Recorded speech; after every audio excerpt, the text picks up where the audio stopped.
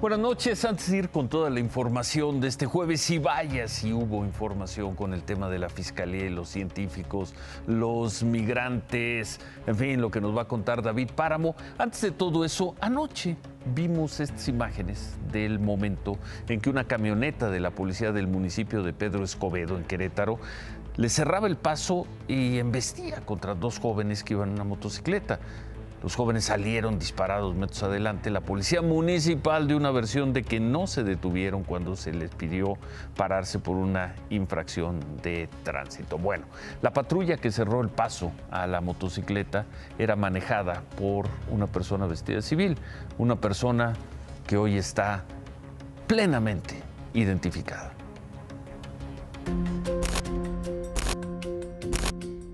Sobre el actuar de la Policía Municipal de Pedro Escobedo en el momento en que cerraron el paso a los jóvenes de la motocicleta, aún no hay ningún detenido, a pesar de que el policía que conducía la camioneta está plenamente identificado. Los videos y fotos tomados por los vecinos segundos después del accidente muestran a la persona que bajó de la camioneta. No portaba el uniforme de la corporación y parte de su rostro estaba cubierto por el cubrebocas. Los testigos del incidente lo identificaron como el comandante Julio César Correa Castillo, director de Inteligencia y Estrategia de la Policía Municipal. En otra fotografía se aprecian las placas de la camioneta que cerró el paso a la motocicleta. Las placas son 04-420. Supuestamente un policía, pero lo llevan anda de civil, el hijo de su puta madre. Después de que vio que ven su error, que la cagó, se lo llevan huyendo, se lo llevan protegiendo. A pesar de esto, no ha sido presentado ante las autoridades. En tanto, Ernesto Piña, el joven de 20 años que manejaba la moto, aún se encuentra delicado de salud, pero fuera de peligro. Mi hijo en estos momentos tiene fractura en un brazo con 2 operaciones.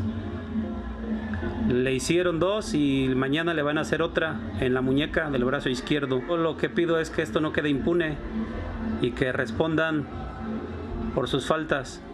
Mientras que Aarón Yáñez, el menor de 14 años, sigue hospitalizado y se reporta muy grave.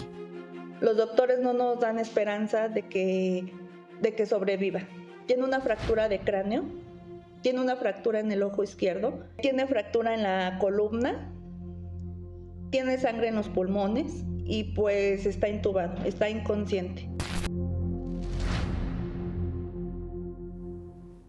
Que no quede la impunidad, una policía municipal, en este caso, de un municipio de Querétaro. Y por historias como esta, anoche nos preguntábamos en qué autoridad confiaba la gente.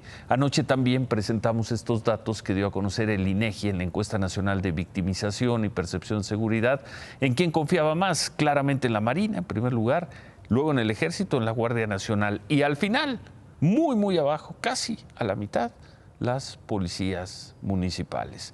Dijimos que seguramente el presidente López Obrador no iba a dejar pasar estos datos y no los dejó pasar. Es muy alentador que la gente le tenga confianza a las Fuerzas Armadas. Felicidades a las Fuerzas Armadas por el trabajo que están haciendo, nos están ayudando mucho y se están respetando los derechos humanos. Hace este reconocimiento a partir de las cifras del INEGI. Y hablando de violencia, vamos a ver estas imágenes, son de hoy, de la Glorieta, en la Glorieta Insurgentes, a unos pasos de la oficina de la Policía Capitalina.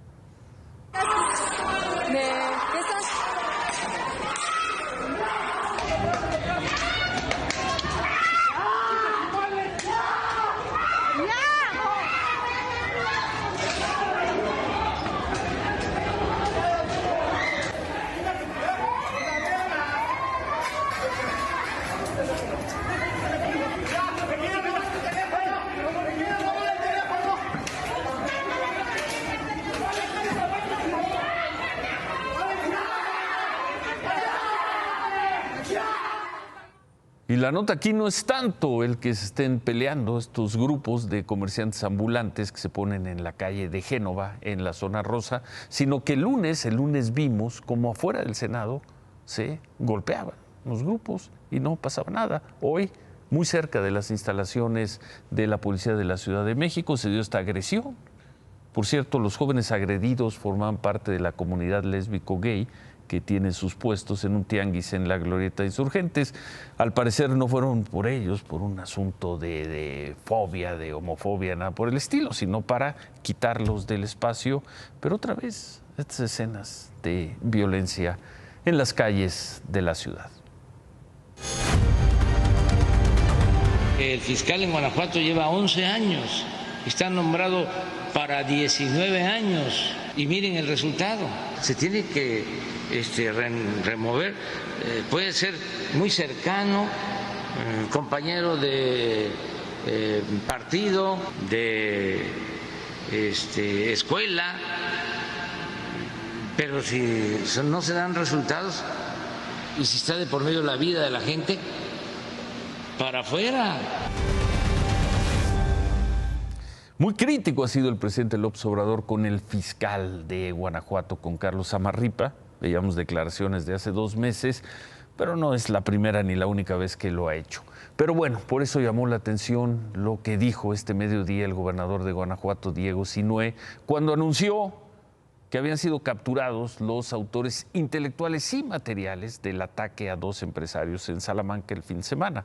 El gobernador habló así de el fiscal de su estado, del fiscal Zamarripa. Afortunadamente, y gracias a que siempre se los he dicho, tenemos la mejor Fiscalía de México. Tenemos la mejor Fiscalía de México con Carlos Zamarripa al frente. En 72 horas se logra dar con los responsables. Tenemos la mejor Fiscalía de México, dice el gobernador de Guanajuato.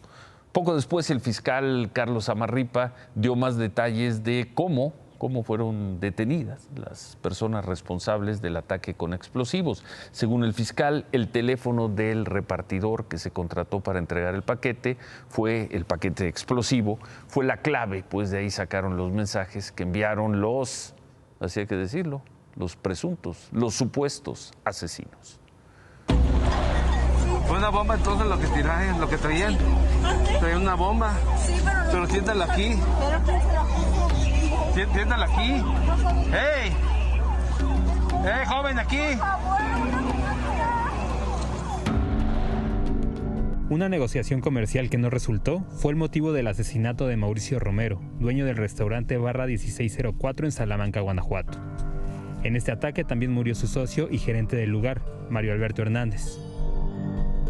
De acuerdo con la investigación de la Fiscalía de Guanajuato, Eduardo y Georgina intentaron hacer negocios con Mauricio, a quien habrían dado una suma millonaria para ser incluidos como socios en el restaurante Barra 1604, pero no ocurrió. Esto provocó que la pareja planeara el ataque. Ellos mismos habrían construido el paquete explosivo. Eduardo y Georgina llegaron a Cortázar en una camioneta roja de redilas. Eran las 5 de la tarde con 16 minutos. Ahí Eduardo buscó un taxi en la central camionera de la ciudad y pidió que lo llevara hasta la colonia Constituyentes de Salamanca. La fiscalía informó que fue ahí, alrededor de las 6 de la tarde, donde pidieron el servicio de motoenvío a la empresa Motoexpress de Volada. Georgina fue quien entregó la caja a los repartidores.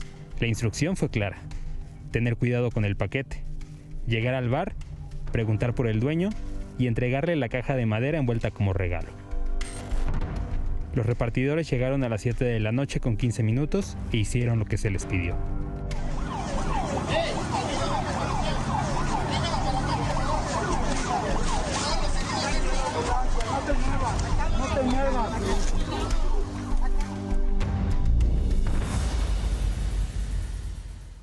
Esto que acabamos de ver es la versión que da de los hechos la Fiscalía de Guanajuato. Eduardo y Georgina regresaron a Cortázar en otro taxi y ahí huyeron en la camioneta donde, según esta versión, habrían llegado. De acuerdo con esa investigación, la pareja no tenía antecedentes penales y también serían empresarios de algunos otros negocios en Guanajuato. Esta pareja va a ser acusada de homicidio calificado en grado de tentativa.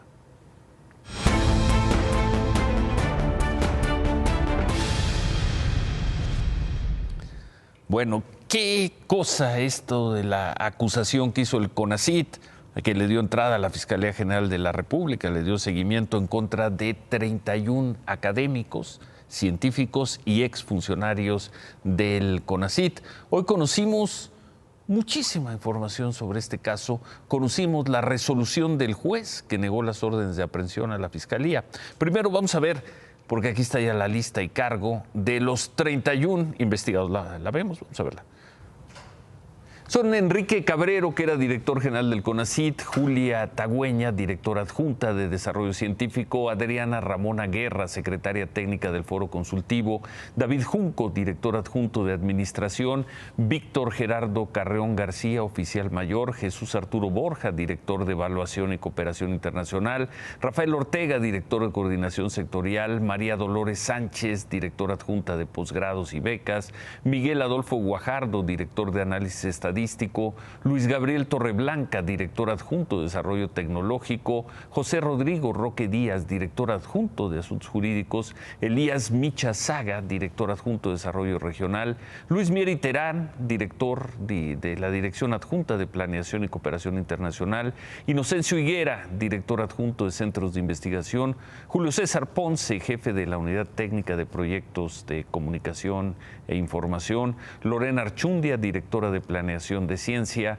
Rafael Pando, integrante del Comité de Apoyos Institucionales, Teresa de León, directora de Comercialización de Tecnología, Jorge Antonio Villegas, director de Desarrollo Estatal Regional, Salvador Emiliano Yuch, director de Coordinación Sectorial, Miguel Gómez Bravo, titular de la Unidad de Asuntos Jurídicos, Rosa Eugenia Sandoval, directora de Información y Normativa, María Mónica Ramírez, directora de Administración e Información de Fondos, Pablo Rojo Calzada, director de Becas, Regina María Larcón, directora de Coordinación Regional, Mauricio Francisco Coronado, Dirección de Análisis Estadístico y Evaluación, Marcial Bonilla, director de Investigación Científica, Gabriela Dutrenit, coordinadora general del Foro Consultivo, precisamente, Patricia Zúñiga, secretaria del Foro Consultivo, Francisco Salvador Mora, representante legal del Foro Consultivo, José de Jesús Franco López, coordinador general del Foro Consultivo.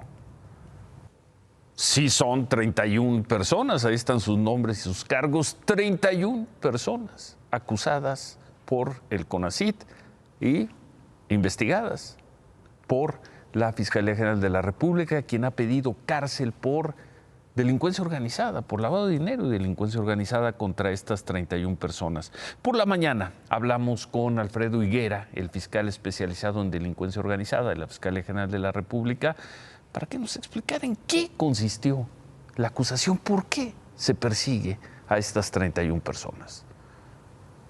Hubo una denuncia en particular que señalaba la posible malversación de fondos, denuncia que refiere la existencia de hechos con apariencia de delito. El Ministerio Público, que inicialmente toma el tema, encuentra avisos de que pudiera haber lugar a la configuración de otros delitos, como lavado de dinero. Si alguien se organiza para lavar dinero o que los hechos que realice signifiquen lavado de dinero, se produce el delito de delincuencia organizada.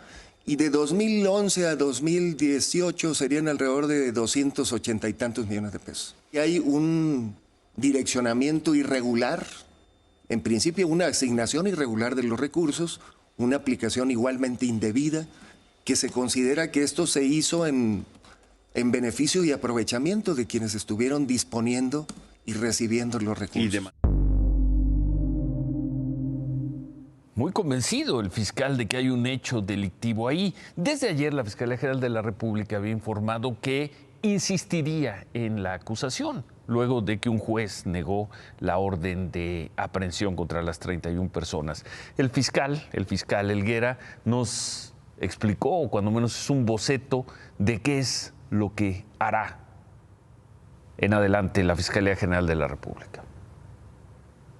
Hay dos caminos, Ciro.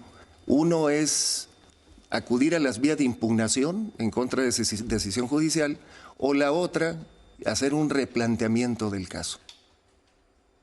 No lo han determinado. Está la institución trabajando en ello, probablemente acudiremos al replanteamiento del tema. ¿Qué significa, fiscal, replantear, como nos dice un rato, replantear la acusación? ¿Significa cambiarla?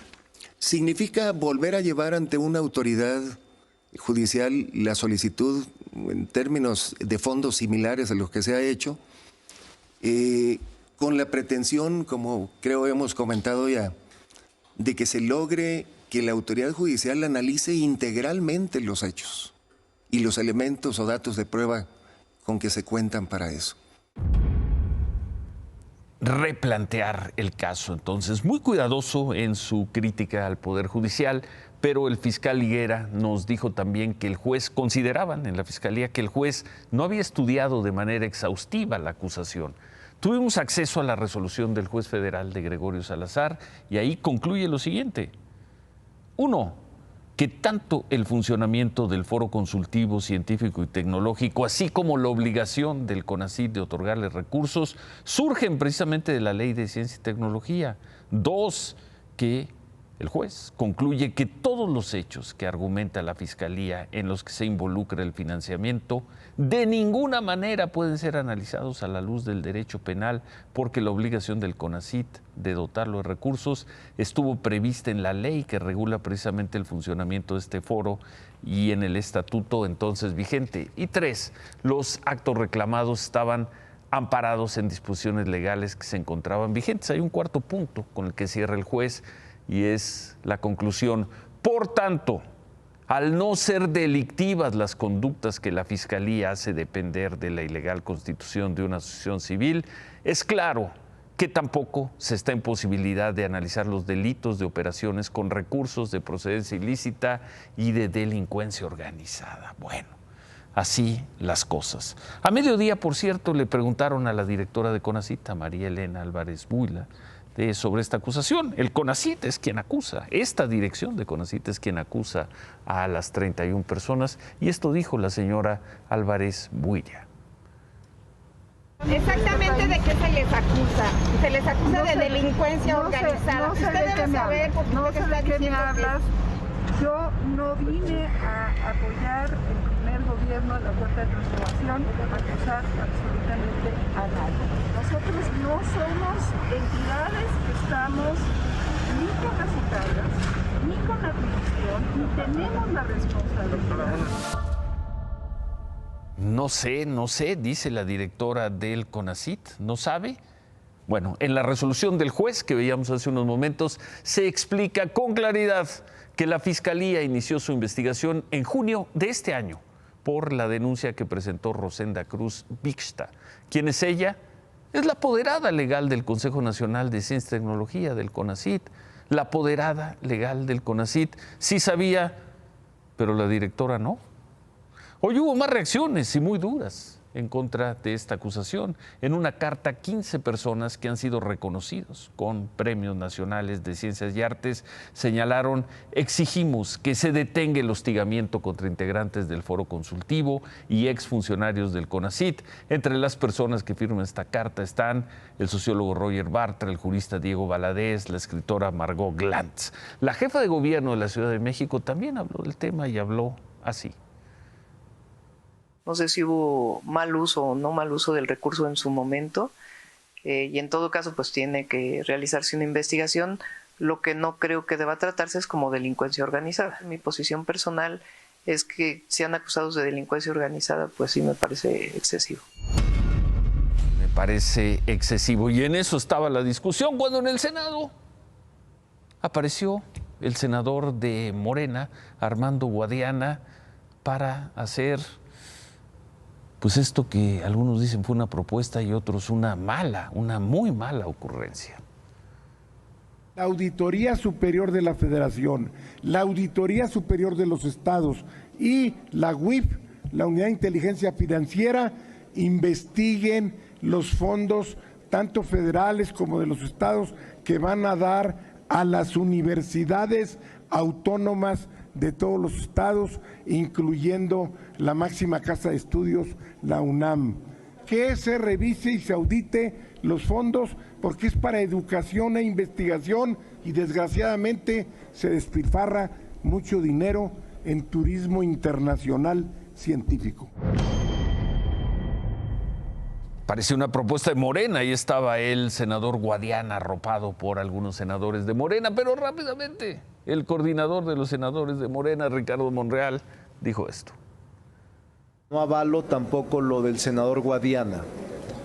No me sumo a que se haga una investigación de las universidades y menos que la UIF haga una investigación de los científicos. Me parece no solo una exageración, sino un despropósito para los que hacen ciencia en este país. Hay que fortalecer las universidades, no hay que perseguirlas. Exageración y despropósito. Y faltaba el tuit del titular de la Unidad de Inteligencia Financiera, Santiago Nieto. Tuiteó: la UIF fue creada para prevenir y combatir el lavado de dinero y los delitos relacionados, así como para bloquear a quien use recursos ilícitos. La UIF no fue creada para investigar a instituciones académicas o a sus integrantes que no se encuentren en dichos supuestos.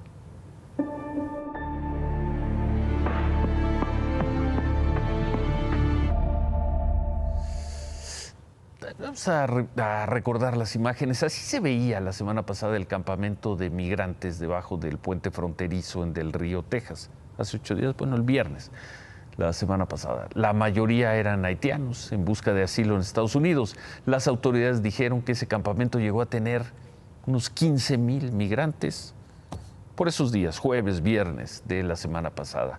Bueno, vamos a ver ahora las imágenes de hoy en el mismo campamento. Esta noche las autoridades calculan que no hay más de 3,000 personas ahí, contra 15,000 que había hace una semana. Y encima hoy entró maquinaria pesada para desmantelar, ahí se ve, la mayoría de lo que quedaba en el campamento. En una semana, pues se redujo la presencia de migrantes por las deportaciones tanto de Estados Unidos como de México, y de los caballos y de los fuetazos, en fin. En ese lado, más bien, eso fue en Estados Unidos. Aquí, del lado mexicano, en Ciudad Acuña, se calcula que todavía hay unos 600 migrantes. Y al igual que en Estados Unidos, se ha desplegado un operativo de este tipo.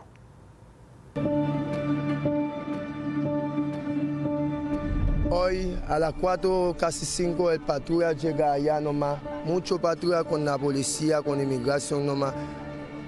Porque como solo sabe por qué llega a las 4 de la mañana nomás. El sueño de los migrantes haitianos en el Parque Braulio Fernández fue interrumpido por el arribo de patrullas estatales de Coahuila, vehículos del Instituto Nacional de Migración y 2 autobuses que se estacionaron en la entrada del parque. Llegamos a Tapachula. Estuvimos 3 meses en Tapachula. Ayer nos dijeron que nos iban a ayudar a tramitar los papeles y ahorita a la madrugada nos mandan migración. ¿Por qué nos hacen eso? El desconcierto e incertidumbre de los migrantes los unió en un círculo donde hicieron una oración. Hay un Dios inversor por cada uno de nosotros.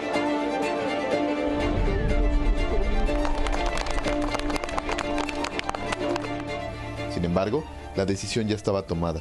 La presencia de autoridades fue aumentando hasta que poco antes de las 2 de la tarde, del lado de Río Grande en Texas y del lado de Ciudad Acuña en México, cortaron la cuerda con la que los migrantes se ayudaban a cruzar el afluente del río Bravo, que en ese punto no supera los 100 metros de largo.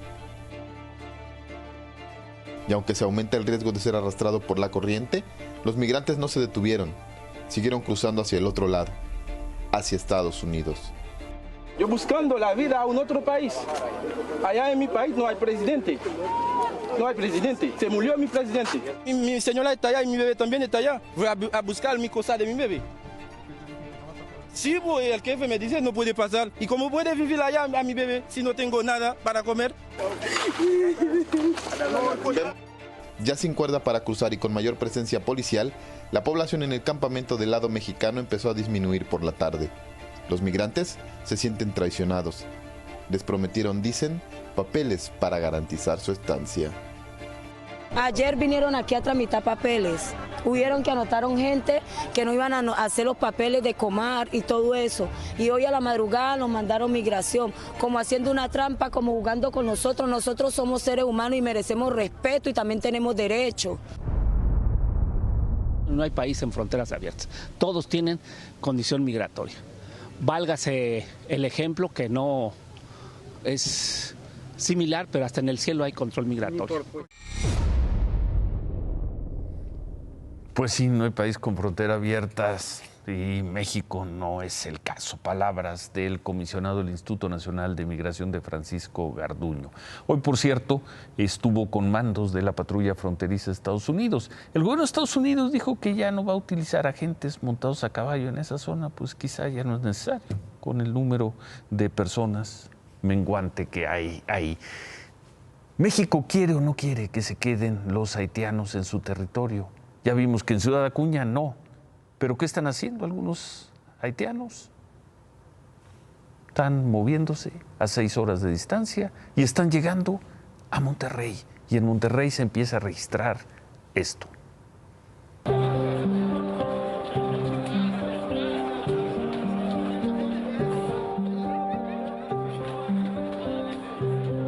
Todo se termina, todo, hay mucha comida la que... No queda nada. Mucha comida de la que se prepara. A veces nos vamos hasta 1000 platos, 1500. O si voy a hacer huevos duros, anoche que hice ese para la cena, le estoy hablando que hice 1700 huevos. De a 2 por 1 se acaba. 70 kilos de arroz, 17 cajas de piernas de pollo, 40 kilos de frijoles, solo para la comida de hoy. No es un comedor industrial. Es la cocina del albergue migrante más grande del norte de México, que hoy está a punto de duplicar su capacidad. Casa Indy en Monterrey, Nuevo León, se convirtió hace 4 días en el principal destino de migrantes haitianos que no pudieron cruzar la frontera por la rendija que se abrió entre Ciudad Acuña, Coahuila y Del Río, Texas. Con capacidad para 550 migrantes, Casa Indy hoy está ocupada por 1,300 personas, 930 de las cuales son de Haití. Y siguen llegando, porque hay miles en tránsito por todo el país que seguramente necesitan dónde comer y dónde dormir, así sea bajo una carpa y en la calle. Solamente pude decir Ave María Purísima, porque ya pasaron de Chiapas hacia el interior de la República 16,000. 30,000 están allá en Chiapas todavía. Otros están queriendo llegar hasta México. El albergue se extendió hasta la calle donde se instalaron 9 carpas que son ocupadas por familias de haitianos. Las herrerías cercanas se transformaron en tendederos y la escasa circulación de vehículos dejó espacio hasta para una improvisada cancha deportiva, vocación que es interrumpida por la llegada de camiones y autos particulares que en cascada acuden a dejar donativos al refugio. Agua, ropa, pañales, colchonetas. En el vecino municipio de Guadalupe, Nuevo León, otro refugio acompaña la recepción de migrantes haitianos. Es Casa Nicolás, un lugar que ya ocupa sus 150 espacios y que también se las ingenia para darle comida a todos sus inquilinos. Sí, estamos rebasados en los albergues. Por eso el arzobispo ya dio la voz de alarma. Parroquias, prepárense para convertirse en santuarios de migrantes. ¿Cuántas parroquias abrirán sus atrios y explanadas para recibir migrantes? La necesidad lo va a indicar. ¿Dónde están? En las salidas al norte desde la zona metropolitana de Monterrey, es decir, iglesias de los municipios de Ciénega de Flores, Escobedo y Guadalupe. Mientras eso sucede, son pocos los haitianos que se animan a caminar por las calles de una ciudad que todavía no conocen. La mayoría sigue concentrada en los albergues, hasta donde ha llegado la ayuda de organizaciones que buscan regularizar su estancia en México. Porque según las autoridades de Casa Indy, la mayoría quiere quedarse aquí. Y algunos parecen cómodos, se dejan rasurar, ayudan en la organización del albergue, juegan. Un remanso mientras toman la decisión de su vida. Falta que el gobierno de México les dé el sí.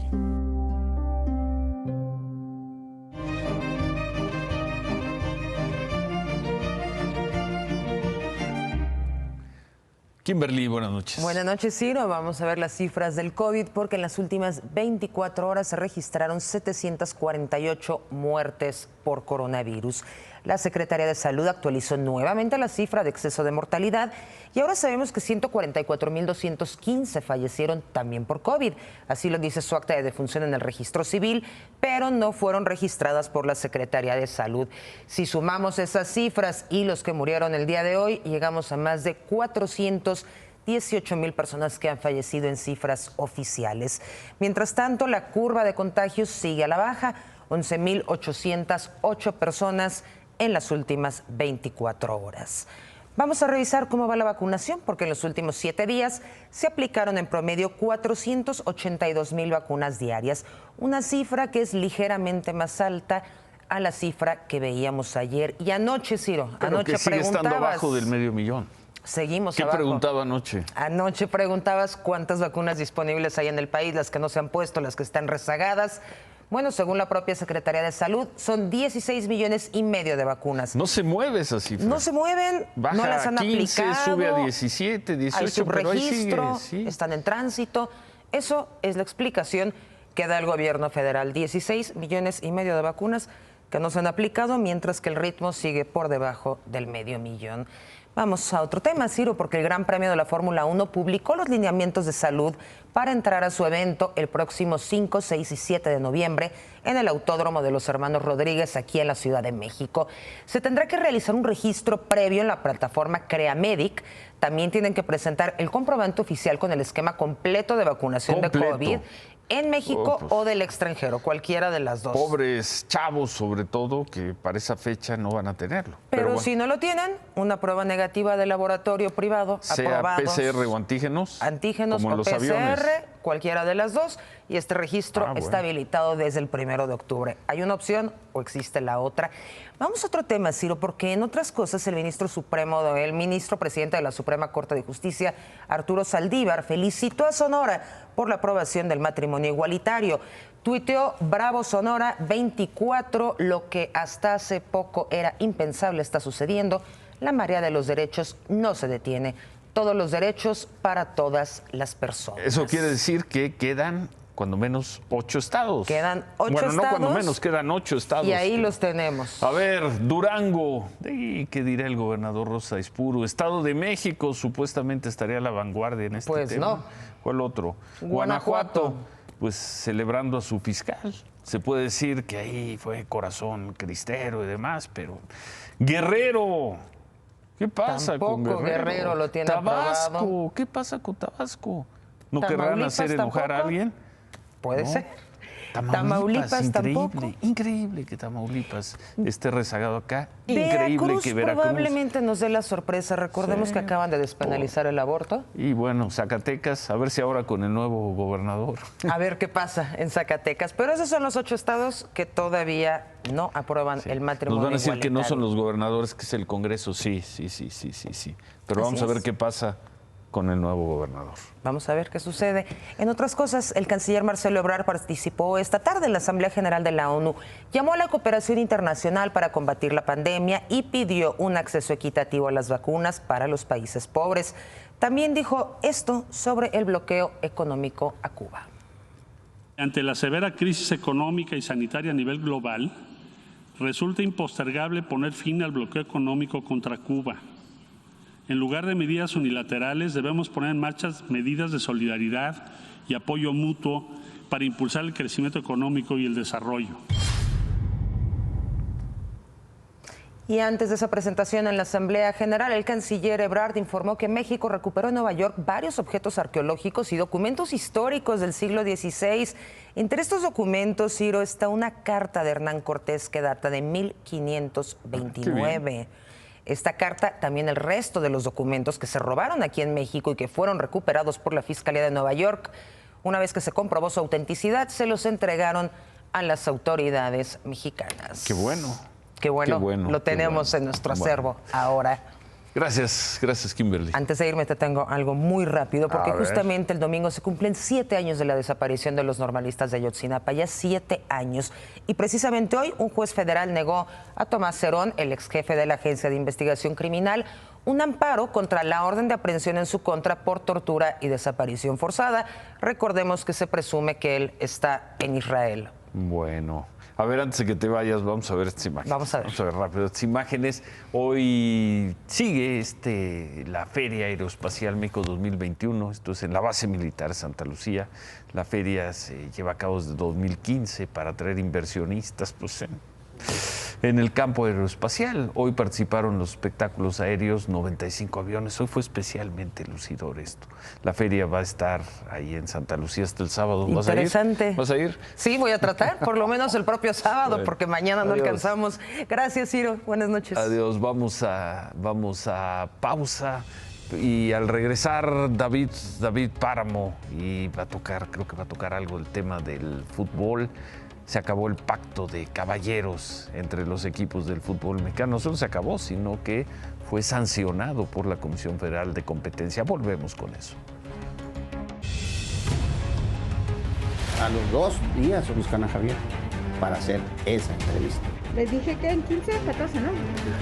Decidieron despedir al director del Hospital Balbuena, al director de ortopedia. Yo en la área administrativa yo sí lo puedo dar de alta. Mire, yo cobro 25. ¿25,000 pesos? Así es. Derivada de esa investigación, se determinó rescindir el contrato que existía con el médico Rafael Reza y con el delegado sindical Leobardo Gómez Girón. Es algo que no se puede permitir, a la ciudadanía que lo denuncie para que esta práctica no persista.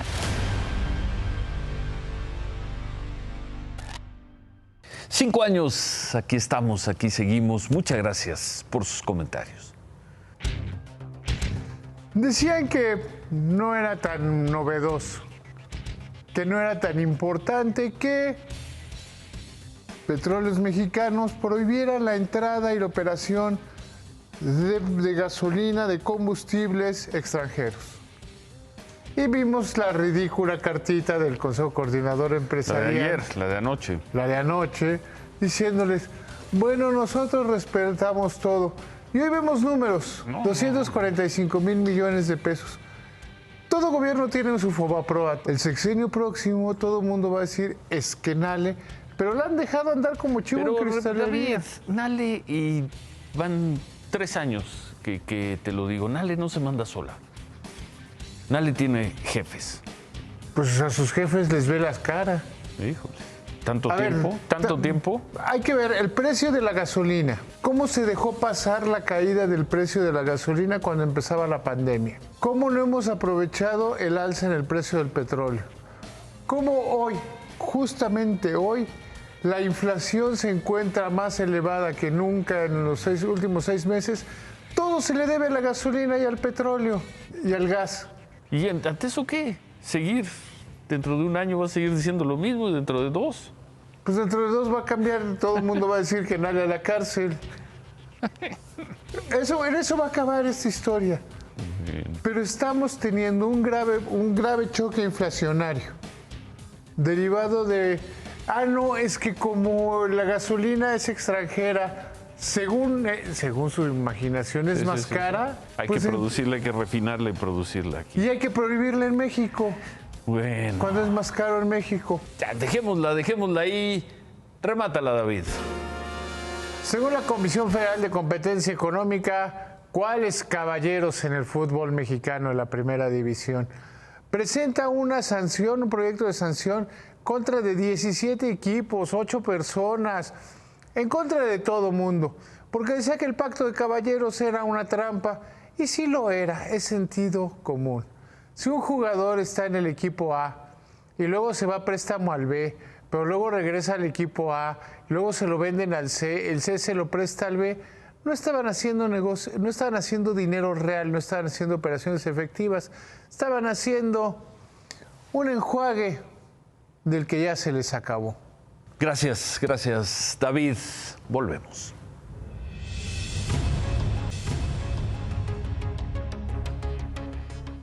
Qué historia esta donde todos dicen que tienen la razón. Lo dice la dirección del CONACYT, lo dicen los académicos acusados, lo dice la fiscalía que los persigue y lo dice el juez que se niega a conceder las detenciones. Es decir, lo dicen cada uno por su lado y de manera enfrentada el gobierno de la 4T, la comunidad académica, la Fiscalía Autónoma y el Poder Judicial.